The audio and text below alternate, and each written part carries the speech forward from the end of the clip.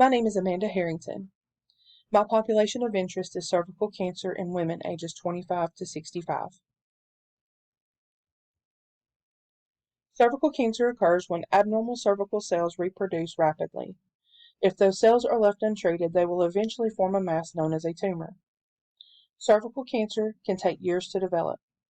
When abnormal cells develop that are known to be precancerous, the conditions are called dysplasia or cervical intraepithelial neoplasia or CIN. Dysplasia is a non-cancerous condition that occurs when normal cells are replaced with a layer of abnormal cells. CIN is abnormal changes in the cells of the cervix caused by the human papillomavirus or HPV. There are 3 stages of CIN. CIN 1 is low grade, 2 is moderate, and 3 is high grade. 14,480 new cases of cervical cancer will be diagnosed in 2021. 4,290 women are expected to die from cervical cancer this year. Cervical cancer most frequently occurs in women ages 35 to 44, with an average age of occurrence at age 50. Cervical cancer rarely develops in women less than 20 years of age, and 20% of cases occur in women over the age of 65. Cervical precancers are diagnosed more frequently than cancer. The highest occurrence by ethnicity is Hispanic women, followed by African American, American Indian or Alaskan Native, and Caucasian women. The main cause of cervical cancer is the human papillomavirus or HPV. HPV is a virus that is passed from one person to another during sexual intercourse. Approximately half of sexually active people will acquire HPV, but only a few women will develop cervical cancer. HPV types 16 and 18 are considered the most highly related to cervical cancer. In early stages, cervical cancer may not cause signs and symptoms. Advanced cervical cancer may cause bleeding or vaginal discharge that is abnormal for the patient. Levels of prevention. There are 3 levels of prevention. The first level is the primary level. The purpose of primary prevention is to prevent the disease from occurring. Examples include vaccinations and education. The role of the advanced practice nurse in primary prevention for cervical cancer is providing education on using barrier method protection with sexual intercourse and the importance of regular pap smear and HPV testing. Also, by educating patients and administering vaccinations before patients become sexually active and are exposed to the virus. The vaccination may be administered after the patient has been sexually active, but the patient should be counseled that it might not fully protect them from HPV at that point.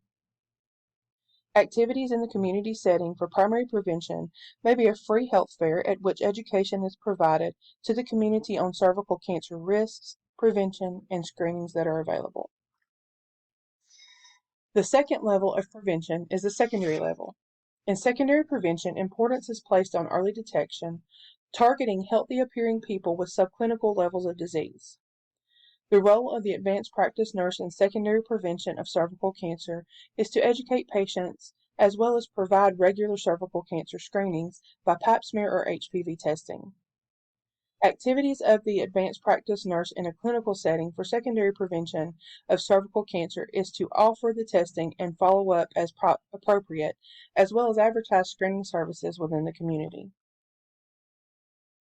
The third level of prevention is tertiary level. Tertiary prevention is implemented in symptomatic patients with the goal of reducing the severity of the disease. The role of the advanced practice nurse in tertiary prevention of cervical cancer is to refer the patient that may have a need for extensive surgical biopsy and/or cancer treatment to the appropriate healthcare provider, such as a board-certified OBGYN or GYN oncologist as appropriate. Activities in the clinical practice setting for tertiary prevention of cervical cancer is to discuss the results of screening testing with the patient and to answer the patient's questions in terminology that the patient may understand. Also assist the patient in keeping follow-up appointments for further biopsy and testing. Screening methods for cervical cancer includes pap smear and HPV testing. Testing is recommended to start at age 21, even if the patient is sexually active before then. This is because the risk of having cervical cancer prior to age 21 is very low. Women ages 21 to 29 should have pap smear testing alone every 3 years. Women ages 30 to 65 should have pap smears with co-testing every 5 years or pap smears alone every 3 years. Women over the age of 65 may stop testing if they have had no history of abnormal pap smear or have had 3 negative pap tests or 2 negative HPV tests in the last 10 years, with the most recent test being in the last 5 years. Cervical cancer screening is the most effective when done early and regularly. Regular screening reduces diagnosis and deaths from cervical cancer. The CDC has a program known as the National Breast and Cervical Cancer Early Detection Program, or NBCC-EDP. The NBCC-EDP helps low-income, uninsured, or underinsured women to gain access to timely breast and cervical cancer screening and diagnostic services.